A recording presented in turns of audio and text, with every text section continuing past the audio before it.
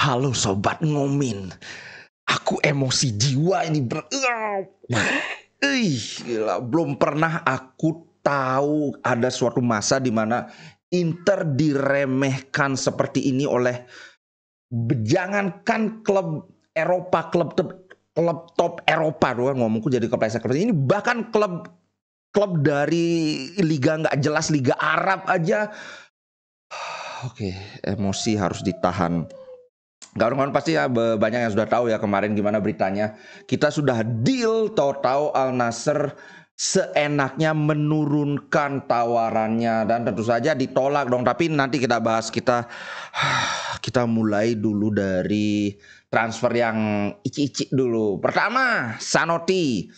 Nah, Zanotti sudah hampir pasti untuk musim depan dia akan dipinjamkan ke salah satu klub Swiss namanya St. Gallen.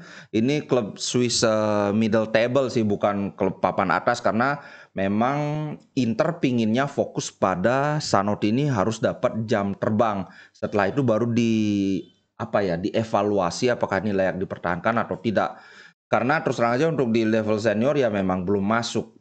Terus terang aja belum masuk memang. Kemudian yang kedua adalah Giovanni Fabian. Rencananya Giovanni Fabian akan diikutsertakan dalam tur pramusim Inter Milan, at least di paruh pertama. Namun rencananya adalah Giovanni Fabian ini juga akan dipinjamkan dan Inter sudah menolak beberapa tawaran yang ingin membeli Fabian secara permanen. Karena Fabian ini ya semacam Casadei tapi KW super lah. Bakatnya lumayan gede tapi tidak sebagus Casadei. Cuman Inter juga pengen ngelihat dulu nih, kayaknya sayang kalau dijual sekarang, nilainya terlalu murah dan bakatnya terlalu besar tapi harganya terlalu murah, jadi tidak menguntungkan gitu. Oke, sekarang agak membesar. MU, kabarnya menurut Sport Italia, MU menyiapkan proposal yang bernilai total 54 juta, itu sekitar 48 juta cash, kemudian 5-8 juta itu dalam bentuk bonus. Ini tentu saja masih di bawah dari valuasi yang ditetapkan Inter Milan, yaitu minimal 60 juta, cuman 54 kan nggak terlalu jauh juga. Memang sih menurutku 54 juta atau katakanlah 60 juta itu terlalu murah untuk pemain sekelas Onana. Cuman kalau kita menghitung dari sisi Inter ini kan profitnya gede. Bandingkan misalnya ya Lukaku memang dijual 115 juta euro. Wow banget kan. Tapi Inter belinya itu 80 juta. Jadi kalau kita hitung-hitungan di atas kertas, keuntungan Inter itu cuma 30-an juta, belum pajak. Hakimi misalnya. Hakimi memang dijual 68 juta kalau nggak salah. Tapi Inter beli Hakimi itu 40 juta. Jadi keuntungannya itu cuma sekitar 20-an juta. Nah, makanya aku juga ya walaupun kemurahan tapi aku mengerti kenapa Inter ya udah kalau udah di atas 50 aja kemungkinan besar bakal dilepas, karena ini akan menjadi profit terbesar Inter dalam penjualan pemain. Tapi ya tetap nggak rela sih sebenarnya. Tapi anyway itulah mereka paling ngerti, manajemen paling ngerti. Oke, berita berikutnya yang menyebalkan. Azpilicueta sekarang kabarnya tahu-tahu hampir pasti ke Atletico Madrid. Padahal sudah ada kesepakatan verbal, cuman ya seperti yang aku bilang, selama belum ada hitam di atas putih, apapun bisa terjadi. Padahal ini adalah sebuah transfer yang akan sangat menguntungkan. Sekelas Azpilicueta gratis ini jelas adalah sebuah upgrade untuk lini pertahanan Inter. Cuman Marotta ada menjelaskan, nanti aku akan bacakan wawancara Marotta terkait ini. Ini belum 100% pasti ya, cuman memang arah anginnya ke arah Atletico Madrid. Marotta bilang ya Azpilicueta ini kan orang Spanyol, mungkin dia di akhir-akhir masa baktinya, di akhir masa karirnya itu dia ingin berkarir di negaranya sendiri. Cuman belum ada hitam di atas putih juga, kita lihat saja nanti. Oke, sekarang kita bahas soal Brozovic. Apa sih yang terjadi? Karena banyak banget gosip, ada katanya Brozo minta pesangon sama Inter. Ini gosip ya.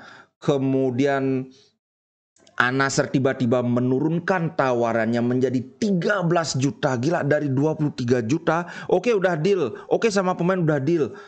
tiba-tiba diturunkan jadi 13 juta, tambah 2 juta bonus, 2 juta add-ons, jadi totalnya cuma 15 juta. Nah, gila. Kita akan oke, habis ini aku akan bacakan wawancara dengan Marotta ya, apa sih yang sebenarnya terjadi. Nah, terkait dengan gosip bahwa Brozovic minta pesangon, itu tidak benar. Maksudku, aku nggak bisa bilang 100% bahwa itu tidak benar. Tapi menurutku itu tidak benar karena satu, itu sumbernya nggak jelas. Dua, itu aku belum pernah dengar ada pemain yang dijual minta pesangon dengan klub yang menjualnya. Di mana-mana itu adanya itu signing bonus dari klub yang membeli. Nah, kemudian kenapa Al-Nassr tiba-tiba menurunkan tawarannya secara sepihak? Ini menurut sumber yang dipercaya, ini karena Al-Nassr menaikkan gaji Brozovic. Jadi mungkin ini yang bikin banyak orang berpikir, wah ini gara-gara Brozovic minta pesangon. Bukan itu. Tapi ya ada kemiripan situasinya. Nah, sebelumnya kan Al-Nassr menawarkan 20 juta per musim selama 3 musim kan. Nah, Brozo mintanya 30 juta per musim.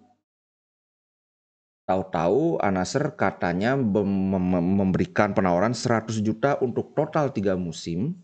Dan entah bagaimana pembicaraan dari mereka berdua. Nah, untuk mengkompensasi ini, Al-Nassr menurunkan tawaran pembeliannya ke Inter.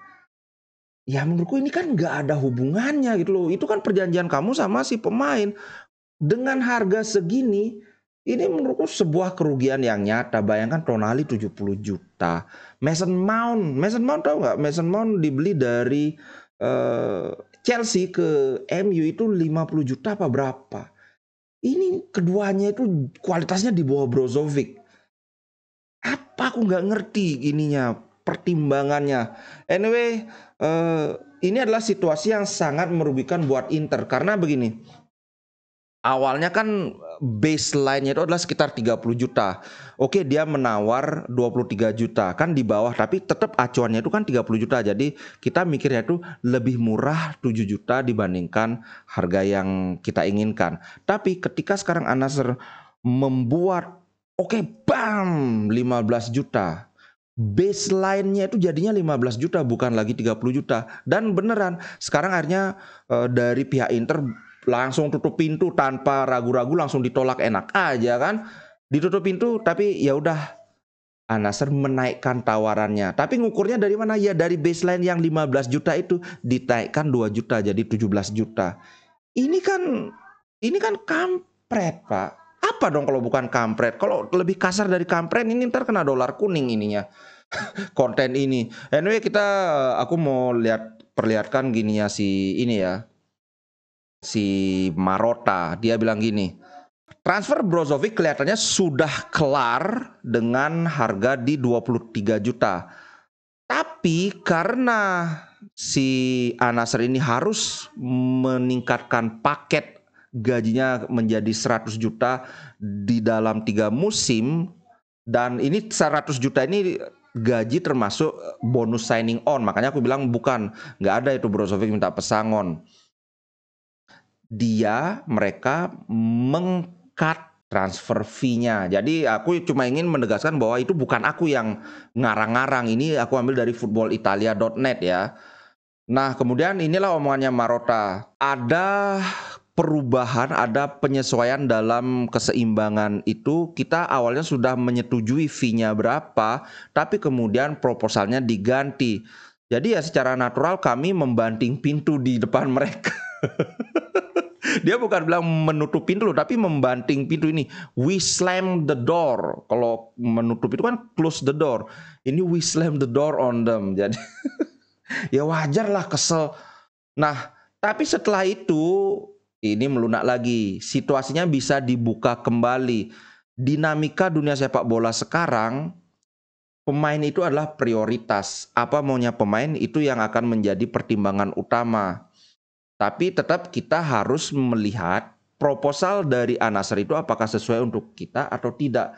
Karena sekali lagi, kontrak Brozovic itu masih sampai 2026. Sekarang 2023, masih 3 musim lagi. Daripada dijual ya mending didiemin aja. Sustainability adalah kata kuncinya dan kita harus respect. Entah siapa pemain yang datang dan pergi, tapi kami harus tetap memperhatikan keseimbangan dalam pembukuan, maksudnya keseimbangan dalam pembukuan.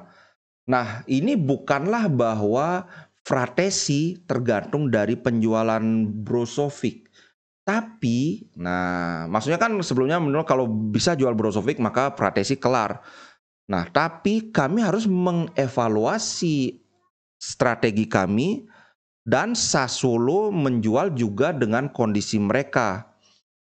Tentu saja Fratesi adalah pemain yang sangat kami pertimbangkan, sangat menarik. Maksudnya gini, walaupun misalnya Brozovic nggak jadi dijual, tapi Inter tetap bisa saja membeli Fratesi. Cuman pembayarannya yang beda, bisa dicicil 10 tahun misalnya. Rencana kalau Brozovic dijual cicilannya cuma 2 tahun, sekarang bisa minta cicilan 10 tahun kayak gitu. Nah, kemudian soal Azpilicueta ini lagi. Aku tidak akan membantah bahwa aku, Ausilio, dan Bacin benar-benar suka dengan pemain seperti Azpilicueta. Terlepas dari karakteristik teknik, dia punya pengalaman, dia punya mental juara yang sangat berguna untuk ruang ganti. Tapi bagaimanapun juga dia adalah orang Spanyol. Dan kelihatannya dia tertarik dengan beberapa proposal dari Spanyol. Jadi ya natural saja dia sedang mengevaluasi. Ini adalah hal yang normal. Kami respect dengan hal itu dan kami akan menunggu keputusan akhir dari Azpilicueta. Itulah perkembangan mengejutkan yang kemarin sesudah aku upload kontennya baru muncul. Kemudian malam lagi muncul tentang Azpilicueta ini. Aduh. Oh ya, sebelum ini soal Lukaku juga ada dibahas. Kemudian Lukaku tentu saja dia ingin tetap di Inter. Nah, tapi mari jangan, maksudnya begini, apakah keinginan Lukaku ini akan jadi penentu dalam masa depan Lukaku? Dia bilang gini, menurut cukup bijak sih komennya. Mari kita tidak melupakan bahwa keputusan tentang Lukaku itu dibuat oleh pemilik Chelsea sebelumnya. Nah, sekarang pemilik Chelsea sudah berganti. Kita harus mempertimbangkan apakah Lukaku ini menjadi bagian dari proyek masa depan mereka atau tidak. Nah, kalau dia bukan bagian dari proyek mereka, maka tentu saja strateginya berganti. Kemudian dia ini lagi, tentu saja mereka tidak bisa menjual Lukaku dengan harga yang sangat tinggi. Ada penawaran dari Saudi Arabia itu sebesar 50 juta untuk Lukaku. Bukan gajinya ya, tapi harga transfer fee-nya. Tentu saja masih jauh dari 115 juta yang dulu mereka beli. Begitu. Nah, kemudian untuk Onana, tadi memang Sport Italia bilang ada 54 juta, tapi Marotta as per now untuk sekarang belum ada tawaran resmi lagi yang datang dari MU setelah yang sebelumnya ditolak itu. Gitu guys situasinya untuk sekarang. Jadi stay tune karena bukan setiap hari saja tapi bahkan setiap jam itu ada perubahan yang bisa sangat mendadak. Kayak sebelumnya Azpilicueta udah ke Inter, tahu-tahu sekarang begini lagi. Kemudian Onana sudah ditolak, tahu-tahu begini lagi. Kemudian Brozovic juga, ya nggak apalah.